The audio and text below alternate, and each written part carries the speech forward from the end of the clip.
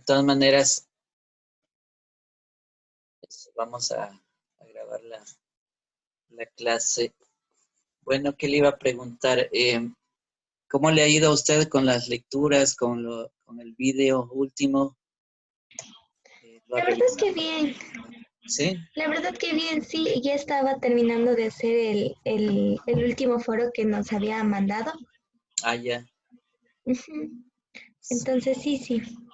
¿Has tenido dificultades con ese foro o sí todo va bien?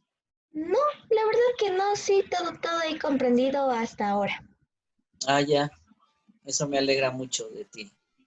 ¿Qué te iba a decir? Porque yo hablé con otro curso eh, en la clase anterior.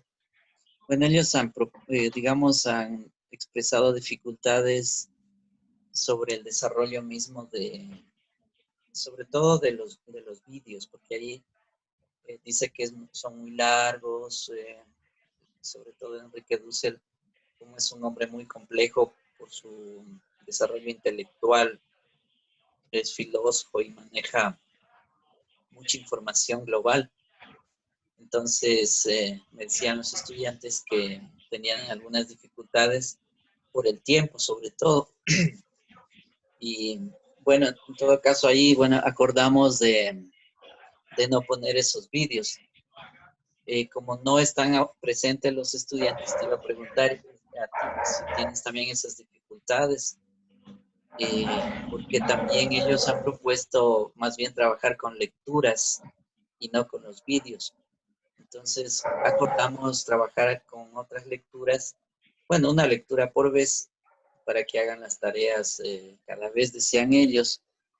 Entonces, vamos a hacer de ese modo. También quedamos en ampliarles el foro hasta el 21 de este mes, el 21 de abril.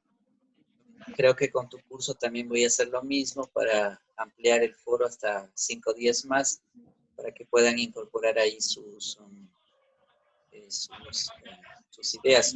En vista de que también entré a ver lo que han participado en el segundo foro y nadie ha participado, entonces algo está pasando. Por eso te preguntaba cómo te está yendo. La verdad es que bien, como le decía, que estaba terminando de hacer lo del segundo foro porque no he tenido mucho tiempo por los demás deberes, pero he estado también haciendo lo del foro. Ah, ya. En todo caso, mira, un poco hemos de cambiar también la metodología, así como acordamos con los otros estudiantes de otro curso para manejarnos un poco más de manera común. Y en cuanto al foro, bueno, hemos acordado hasta el 21, entonces todavía tendrías unos días más para poder incorporar tu información ahí. Ya, profe. Sí, yo les voy a abrir eso hoy mismo, apenas termine la clase, para que puedan ahí ustedes incorporar eso. Sí. En cuanto a las lecturas, ¿qué piensas tú de tu Eh, aprendizaje? de las lecturas. Para mí es muy, o sea, no se me hace complejo, pero sí se me hace un poco difícil tratar de entender lo que dice. Por eso yo las leo 2 o 3 veces las lecturas para poder entender un poco más a fondo. Ujú. Ah, estás haciendo un poco más lectura. Eh, Ujú. sí, claro, repitiendo. Y eso está bien, porque así mismo se estudian los autores. Cuando uno no los entiende, tiene que revisar una y otra vez lo que dicen. Y además consultar en el diccionario ciertas palabras que uno no entiende, sobre todo diccionarios filosóficos, cuando ya es pensamiento filosófico. Entonces, ahí sí nos toca buscar un diccionario, que bueno, en la web mismo tienes, entonces se vuelve más fácil además el aprendizaje. Y sí, es Así es. correcto eso. Ajá. Bueno, eh, creo que esas son un poco las novedades así que yo tengo para el día de hoy. Como te decía, voy a cambiarles la fecha y también un poco la metodología para seguir una metodología común. Sí, un poco me preocupa el curso porque son pocos, pero además no están entrando, entonces algo está pasando con los estudiantes. Ni al chat me han contestado, entonces no sé, pues. Ujú. Ajá. Tal vez se cambiaría de grupo. Tal vez se han cambiado, no sé, no, es que como no dicen nada, puede ser que se han cambiado. Bueno, de todas maneras nosotros avanzamos porque como nos toca aprobar el curso también, entonces ahí vamos avanzando. ¿Qué te iba a decir? Comunicado también es que el 11 o a partir del 11 de mayo empiezan también exámenes de acuerdo con la decisión que ha tomado el vicerrector. Eso también para que lo tengas presente y bueno, y el conjunto de estudiantes también. Sí. Ya veremos cómo hacemos también el examen, porque ese es otro lío. Como estamos en una modalidad virtual, entonces se complican las cosas. Yo estaba buscando ahí en un sistema que se llama Quizzes. De pronto se puede trabajar con esa plataforma para tomar el examen, pero ya voy a ver cómo se puede hacer. De todas maneras, toca pensarlo. Mira, voy a hacer unas breves explicaciones de la clase compartiendo contigo la pantalla de un PowerPoint. Un poco también porque como queda grabado, entonces les servirá a los estudiantes para que revisen también eso. Entonces vamos a compartir eso en la pantalla.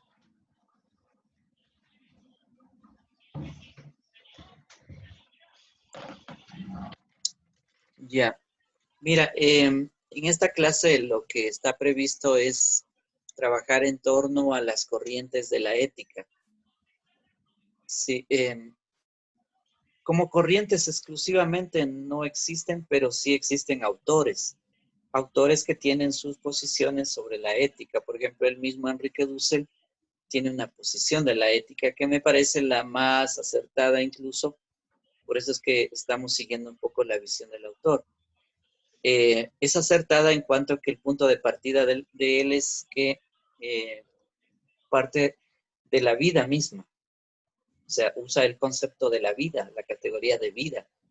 Y la vida, pues, hay que entenderla en términos globales, amplios, porque la vida no es solamente la vida humana, sino también la vida de la naturaleza que es inorgánica, pero también es orgánica. Es decir, en la vida inorgánica, pues, están todos los elementos que componen el universo y el mismo planeta, y nosotros también somos parte de esa estructura. Por otro lado, también es lo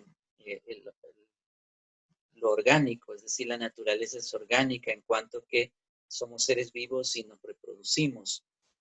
Y luego está pues el ser humano mismo, igual es la mayor complejidad y la mayor expresión de la evolución humana y diríamos incluso, o atrevernos a decir hasta del universo hasta este momento, porque no hemos encontrado otras formas de vida en otros planetas que pertenecen a este universo. Puede ser también por lo que desconocemos todavía, porque nuestra capacidad tecnológica no nos permite ir más allá también. Entonces, bueno, ahí hay una información de que por ahora no habría otras vidas en este universo que conocemos, sino más bien el ser humano como que es un poco el que más se conoce, por lo que da huellas, que da como hay unos indicios de existencia y de vida misma. Y el mismo planeta que expresa la vida. Entonces, bueno, pero eso está todavía por estudiarse más. Es decir, ahí la astronomía como ciencia está en esos avances. De todas maneras, mire, el criterio de principio de la vida es un principio de la ética, porque la ética no puede ser subjetiva, o sea, no puede estar anclada en que cada uno piensa lo que quiere. Si la ciencia tampoco eso es científico, es decir, la ciencia al ser conocimiento, al ser información y además que se obtiene rigurosamente, entonces no es ficticia, es decir, conocimiento es auténtico, es verdadero, existe, es evidente. Entonces, eso es conocimiento. Lo que no es evidente, pues ya no es conocimiento. Por ejemplo, la opinión personal, pues eso hay que probarlo hasta qué punto puede ser evidente, existente, para que sea conocimiento, y si no, pues es simple opinión. Y la ética no puede funcionar sobre la opinión, sino sobre lo que existe. Por eso es que ese punto de partida de él, pues es muy importante considerarlo a la hora de juzgar la ética, porque el punto de partida de la vida, pues implica el ser humano, pero también la naturaleza, que es viva, ¿sí? Y por eso no hay cómo irse en contra también de la naturaleza, en contra del ser humano, ¿sí? Entonces, mire, ese punto es importante, y de ahí el seguimiento que estamos haciendo de este autor. Pero hay otras perspectivas que también tratan de decir sobre la ética, por ejemplo, aquellos que hablan de la ética de los valores. Mira, los valores son muy escurridizos. Es decir, cualquiera puede decir yo tengo valores o hay valores, pero ¿qué son los valores? Los valores en términos así son muy abstractos, o sea, inexistentes. Entonces, claro, de ahí cada uno tendría su propia ética, es decir, entonces habría ética de la guerra, ética de la economía, ética de todo, pues ética, qué sé yo, de capitalismo, ética también de la naturaleza, etcétera. Pero el punto es que no puede haber una ética, es decir, para cada uno, pues, porque entonces eso ya escapa a la ciencia, es decir, sería un punto de vista muy personal y eso es muy subjetivo. Entonces, mira, por eso decía que hay que comprender ese punto de partida del autor. Bueno, de todas maneras vamos a seguir trabajando con este autor. Ahora lo que yo quiero presentar un poco es este tema de las corrientes, o más bien de pensadores que existen y que van hablando sobre la ética. Entonces, sobre eso vamos a presentar como una breve historia de lo que ellos van diciendo. Y tenemos, por ejemplo, para refrescar nuestra memoria y también aportar a las definiciones de la ética, porque hay autores y autores, pero que nos pueden servir de algún modo para la reflexión. Entonces, mira, ahí tenemos, por ejemplo, un elemento de la ética es el carácter. El carácter es aprendido, es adquirido, no se nace con el carácter. El carácter se hace a lo largo de la vida. Lo que nacemos nosotros naturalmente es con temperamentos. Entonces hay temperamentos coléricos, temperamentos afables, temperamentos, por ejemplo, qué sé yo, flemáticos, etcétera. Es decir, hay varios tipos de temperamentos que son como tendencias con las que nacemos y bueno, y las vamos también forjando a través del carácter a esos temperamentos. Pero el carácter resulta que es más bien es una adquisición que se hace por repetición. Entonces, en ese sentido, pues el carácter es aprendido, es logrado a lo largo de nuestra vida. Por ejemplo, el deporte te desarrolla el carácter, te hace tener carácter, buen carácter. La música, por ejemplo, te desarrolla igual el carácter.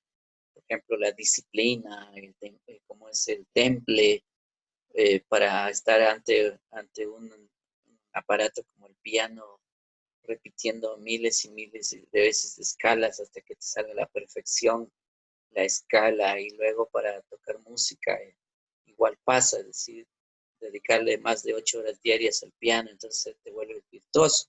Bueno, y así, mira lo que tiene que ver entonces el carácter desde la perspectiva de la música, y así otros elementos de la vida, pues que nos van formando el carácter.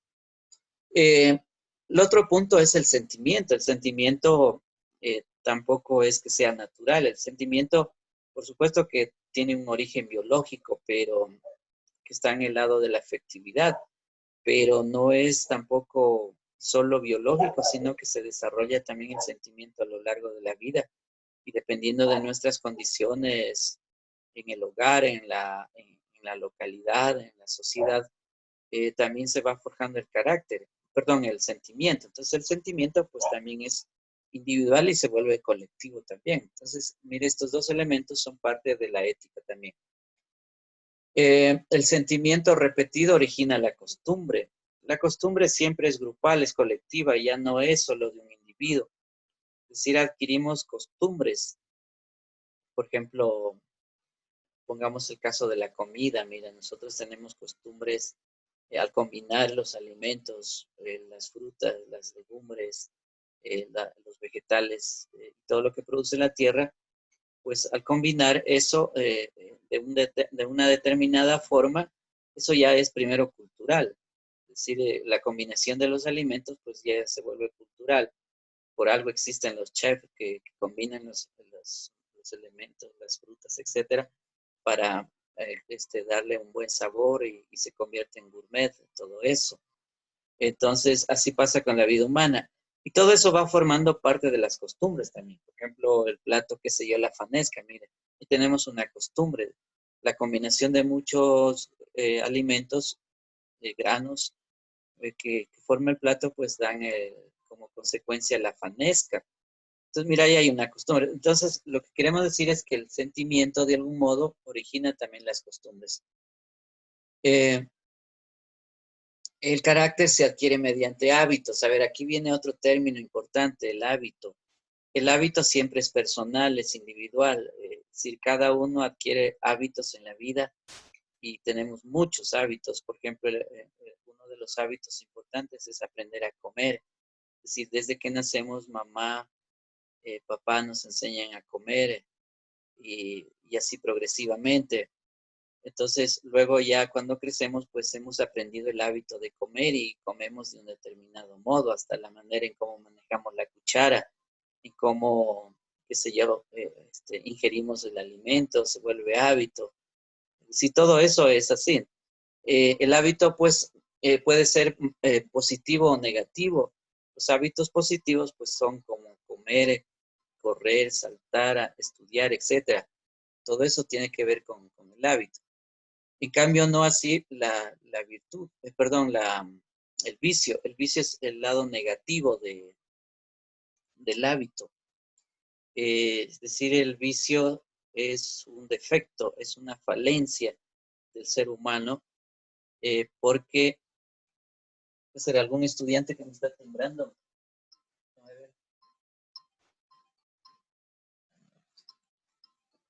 Sorry. Bueno, entonces te decía eso, de que el vicio pues es un defecto, pero también es adquirido, es decir, se adquiere. Bueno, entonces parte del carácter pues también son los hábitos que se adquieren de manera personal y por el esfuerzo de cada persona.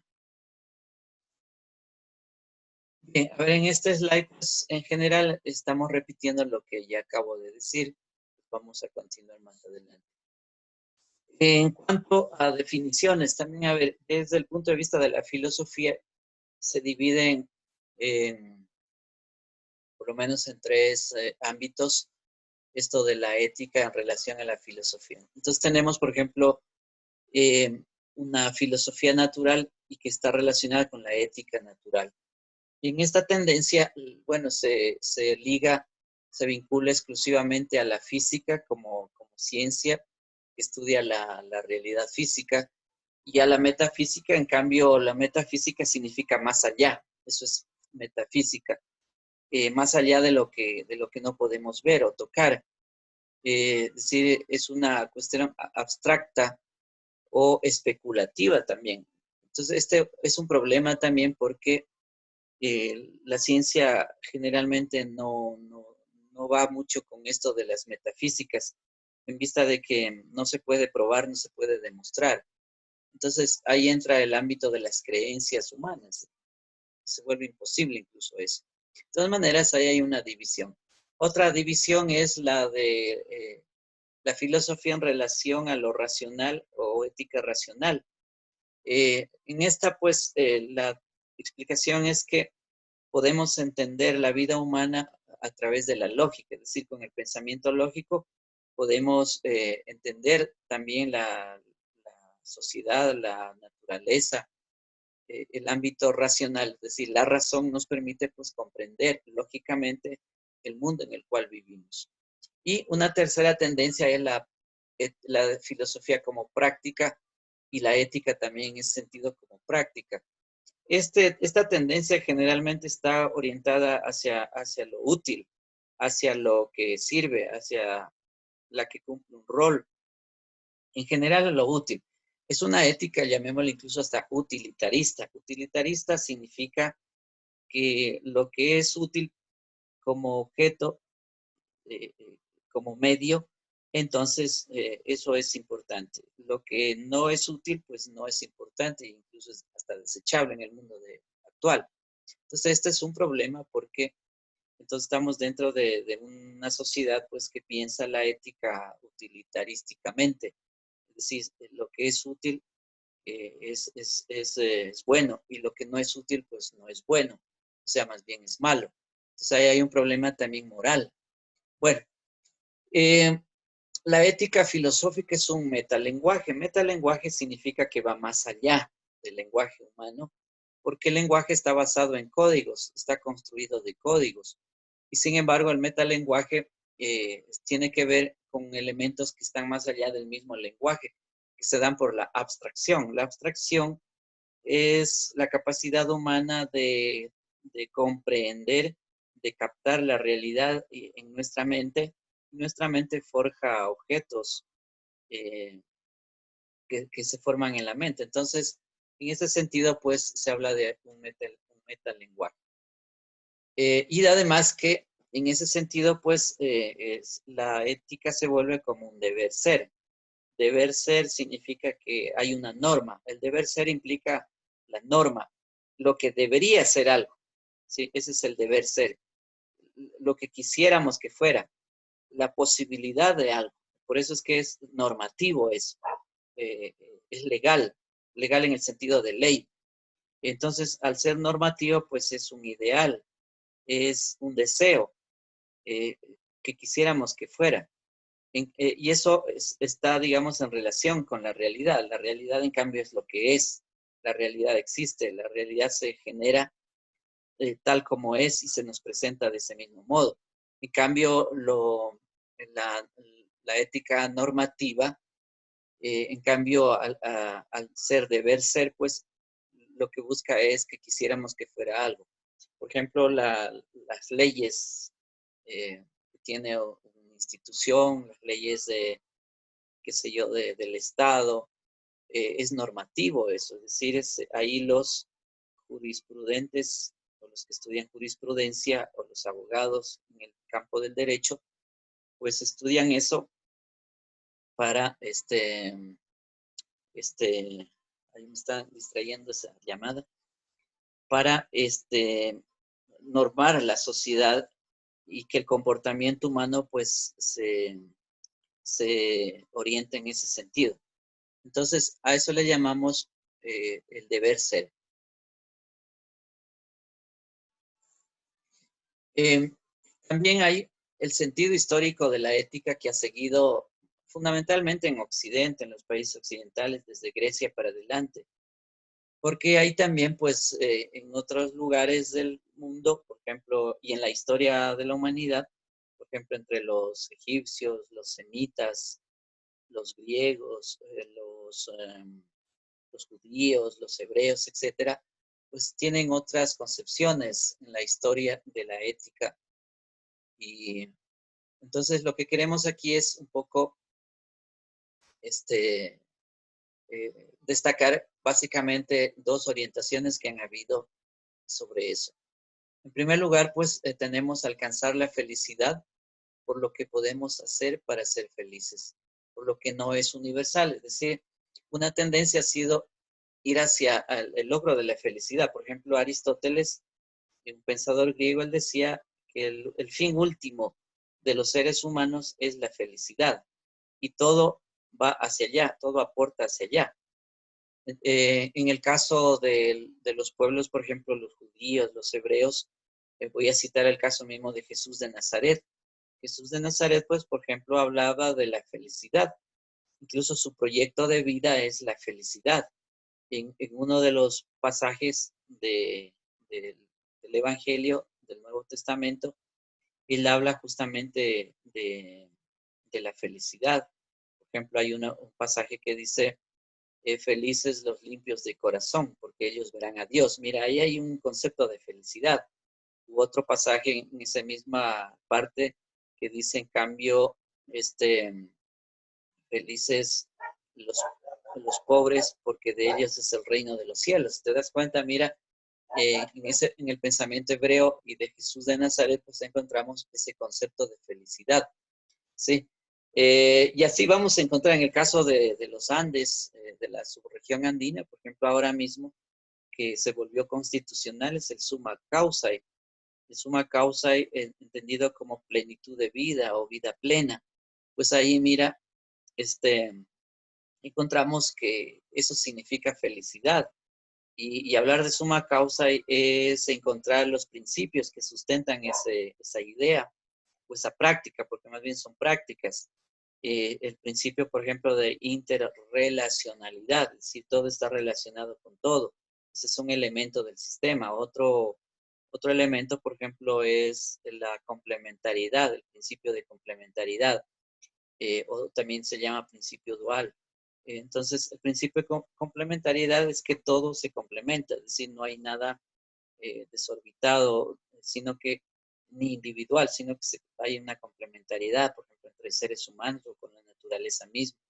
Y hay el siguiente principio, el tercer principio también, que es el de la reciprocidad. Sí, todo recíproco, es del toma y daca, yo doy, pero después recibo también. O es el principio del don, llamémosle así, a ese de la reciprocidad. El don significa que la gente tiene capacidad de dar, pero a la vez también recibe.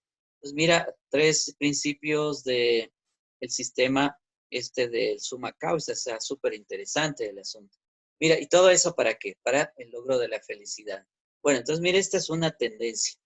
Otra tendencia, que es la segunda, es la del deber ser, o de la deontología. El deber ser, bueno, ya había dicho, es la búsqueda de querer ser felices o la búsqueda de felicidad. Quisiéramos ser felices, pero además de manera comunitaria y no de forma individual. A ver, sobre esto quisiera también destacar que el ser humano, aunque sea individual, así como persona, también es comunitario en el sentido de que, a ver, nosotros los seres humanos, cada uno está hecho de millones y millones de células, pero hay distinciones también de células. Por ejemplo, las células cerebrales, las neuronas, no son iguales o similares exactamente a las células de los órganos o a las células del cuerpo, aunque pertenecen al mismo cuerpo. Entonces, mira, y ninguna de esas células, sean las neuronas, no le dice a las células de los pies, mira, yo no te necesito, o a las células de los órganos, no les dicen, yo no te necesito, porque son complementarias, es decir, todas se necesitan. Y en ese sentido podemos hablar entonces de que las células son comunitarias, es decir, se complementan entre sí y dan forma a un cuerpo, el cuerpo humano. Imagínate, entonces estamos hablando que el individuo, la persona es comunitaria por su misma, llamémosle, naturaleza social. Entonces, es un pseudo problema, por ejemplo, quedarse en que el individuo es la célula de la sociedad o que el individuo es lo único equivalente a ciudadano en la sociedad. Bueno, ahora se le llama ciudadano a ese individuo, pero en realidad esconde más bien ahí otras acciones como por ejemplo y comportamientos como son el egoísmo, la avaricia, la ambición. Es decir, el individualismo fundamentalmente asume el egoísmo humano, es decir, es todo para sí, todo para el yo, que es el individuo. Entonces, mira, ese es un problema más bien social y es un problema de las teorías y de este tipo de éticas también. De todas maneras, esta segunda orientación tiene que ver con el deber ser de la ética. ¿Para qué la ética?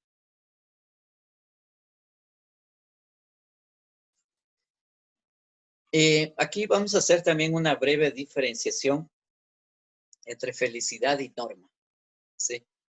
La norma, ya he dicho que tiene que ver entonces con el deber ser y también la felicidad de algún modo, pero son dos elementos distintos, son dos conceptos distintos. En ese sentido, se habla entonces de, por ejemplo, la ética dialógica, es decir, una ética basada en el diálogo, en la conversación entre personas. Y esta posición, pues, es de ese autor que se llama Fraser. La otra tendencia es la kantiana, la lógica trascendental, es decir, que todo lo trasciende, es decir, hay un más allá, hay una metafísica y de que todo depende, digamos, de algún ser sobrenatural. En ese sentido, se apoya la lógica trascendental. Y bueno, esa tendencia es de Immanuel Kant, ¿sí? Y hay el discurso también moral.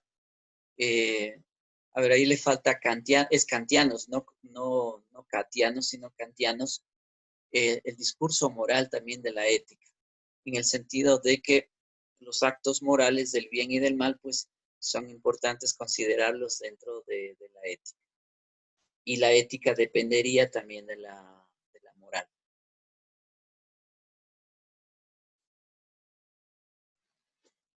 A ver, me salto un poco acá para explicar este, un autor que lo voy a tomar en el sentido de que se va a hablar de que la ética pues está relacionada con el derecho del hombre de tener, de defender sus deseos y necesidades y maximizarlos a nivel social, hasta la máxima expresión.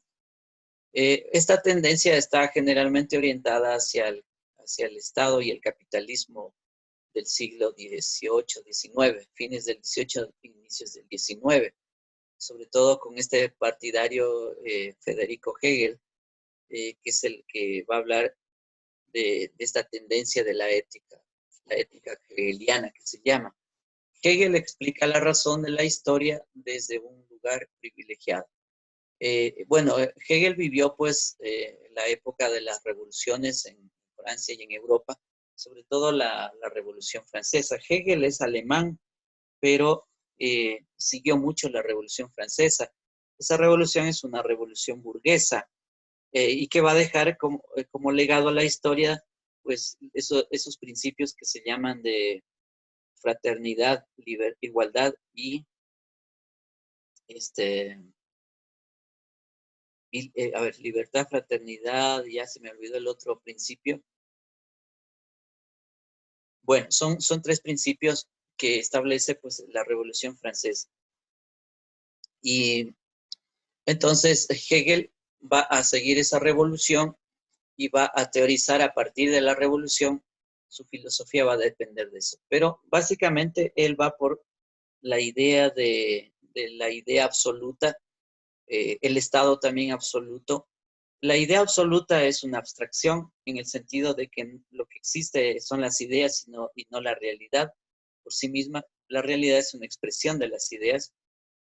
Además, por la tendencia de la época de que la teología tenía una fuerte influencia en las ideas, pues básicamente la teología decía que Dios había creado el mundo y todo dependía de él y que era omnipresente, omnipotente. Entonces, en ese sentido, pues Hegel se le llama idealista por seguir, digamos, esta tendencia. Y el Estado, pues dice entonces, es una expresión también de los seres humanos, eh, pero que depende básicamente de la idea absoluta, es decir, de un sobrenatural, ¿sí? Y del idealismo él tenía. Entonces, en ese sentido, pues hablamos de una ética idealista, una ética que no aterriza la realidad, no está aterrizada en la realidad, sino en las ideas.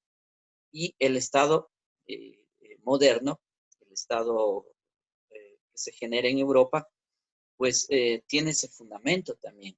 Sí, incluso de ahí se ha desprendido lo que se llama el Estado totalitario en Europa. Uno de esos grandes ejecutores de ese ideal es, por ejemplo, Hitler, Adolfo Hitler, que va a seguir las ideas hegelianas de algún modo y las va a replicar, donde el Estado es el que controla toda la sociedad. Bueno, en términos ya de ciencias, eso no es así tampoco, pero bueno, el autor lo pensaba de ese modo.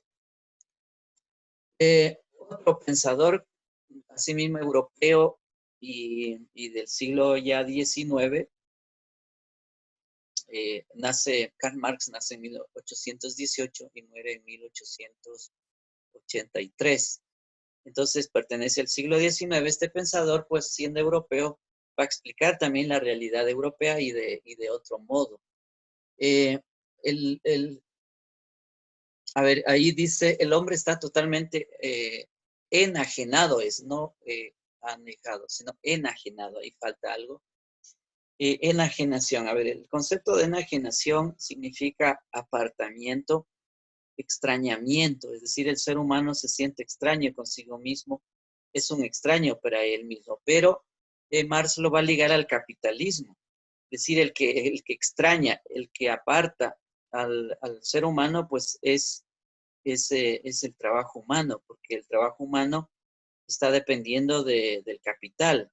El capital es un proceso, el capital es una relación, es un sistema también. Entonces, en ese sentido, el trabajo de las personas, que es el trabajador, pues depende del capital y produce capital, pero el problema es que dentro del trabajo vivo, que es una fuerza de trabajo, alguien se apropia de la fuerza de trabajo, de lo que produce el trabajo, y ese es el capitalismo, perdón, el capitalista. El capitalista es el dueño de los medios de producción y también compra fuerza de trabajo vivo, es decir, la fuerza del trabajador, por un salario. Entonces, el problema está ahí, es decir, según Marx, es que el trabajo, al estar vinculado al capital, eh, resulta que entonces aliena, o sea, aparta, lo vuelve extraño al ser humano porque no le permite su propia realización como ser humano, sino que al haber apropiación de la fuerza de trabajo del trabajador, lo que existe es entonces explotación, robo, en otras palabras, del trabajo ajeno. Y bueno, y la riqueza se produce de ese modo. Y ese personaje, es decir, el trabajador, pues no puede realizarse plenamente porque, bueno, no hace el trabajo porque él lo quiere, ni así lo ha decidido, sino porque trabaja para otro. Entonces, en ese sentido, mira, el Marx, pues al vincular el, el, la enajenación, y yo hablaría también de otra palabra parecida, es la alienación más bien. Es decir, existe una alienación del trabajador en las relaciones con el capitalismo. Bueno, pero dice Marx también que a partir de esa alienación, o sea, de esa separación, de ese apartamiento del ser humano, pues también se deja ver que el ser humano puede liberarse de las ataduras de la esclavitud en las que está dentro del sistema capitalista. Porque el capitalismo en sí mismo viene a ser una esclavitud humana, es decir, esclaviza a los seres humanos. Y la esclavización es fundamentalmente el trabajo obrero, el trabajo del asalariado, que entrega la vida por un sueldo, por un salario, bueno, y tiene que pasarse la vida entera trabajando muchas horas, cantidades de horas, incluso intensamente, por el mismo salario que le alcanza solo para subsistir durante toda la vida. Entonces, ese personaje, es decir, el trabajador, pues no puede lograr su propia liberación mientras siga en esas ataduras. Pero Marx dice, es posible levantarse y liberarse de esa esclavitud moderna. Por eso es que el trabajo asalariado es una esclavitud moderna. Bueno, de todas maneras, ahí detrás hay una ética. ¿Cuál es la ética? La ética fundamentalmente es la ética de la vida, porque eh, el trabajador depende para vivir, para sobrevivir del trabajo y tiene que entregar el trabajo, la fuerza de trabajo por un salario. Entonces, la ética ahí está en que hay un problema con el capitalismo, porque el capitalismo no propende a la vida, no afirma la vida. Lo que hace el capitalismo ahí es más bien alimentarse del trabajador para producir más plusvalor, más dinero y más lucro. Ese es el problema con el capitalismo. Entonces, en ese sentido, no apunta hacia la vida, sino hacia la producción del capitalismo, del capital. Es decir, se produce mercancías para la venta en el mercado a consumidores, ahora llamados consumistas, y bueno, y entonces ahí es esa la lógica del mercado, la que regula la vida en sí misma. Entonces hay un problema ahí. Bueno, entonces mire, esta posición nos despierta otra manera de pensar la ética. Bueno, para ir terminando, mira, la próxima clase voy a abordar, espero que entren a la clase el resto de compañeros. Quiero abordar este autor, Karl Popper, es un austriaco, él es uno de los creadores del neoliberalismo, esta tendencia actual en el mundo, es decir, en el cual estamos anclados. Es una tendencia ideológica y económica que controla de algún modo la economía mundial y las sociedades mundiales. Incluso lo que estamos padeciendo en este momento, pues mira, eso ya venía generándose desde el año 1944. Él empieza sus estudios en el 44 a generar estas ideas y en el 46, 1946, hace una fundación de pensadores, entre esos va a estar él, Ludwig von Mises, va a estar Milton Friedman, etcétera, entre otros, creando la teoría para implementarla posteriormente. Y después, pues, se implementa en Europa y en los años 70, 73, por ejemplo, en el gobierno ya de Allende, que fue derrocado en Chile, a partir del 73 se prueba en el caso de Chile o América Latina esa vertiente. Y en el caso ya ecuatoriano, pues se puede hablar ya de los años 80 para adelante hasta el día de hoy. Mira, entonces el poder, digamos, de esa tendencia ética, entre comillas, porque ahí hay que desbaratar a ver qué es lo ético para este autor, pero sin embargo se habla de la ética ahí. Entonces, eso es lo que vamos a estudiar desde la próxima clase. Yo quiero topar este autor. Bien, entonces en ese sentido, pues vamos a ir terminando esta clase. No sé si tienes alguna pregunta que puedo solventarla. No, profe, todo está claro. Ya listo. Si te puse la asistencia también aquí en tu registro, que ha sido la única que ha estado en clase. Sí. Muchas gracias, profe. Bueno, listo. Entonces, si no hay preguntas, pues entonces nos veremos la siguiente clase. Y que estés bien, saluda a la familia. Listo, profe. Sí. Muchas gracias, profe. Igual se cuida mucho. Anda al profesor de ética, le dices. Ya, muchas gracias, profe. Hasta pronto. Hasta pronto, profe.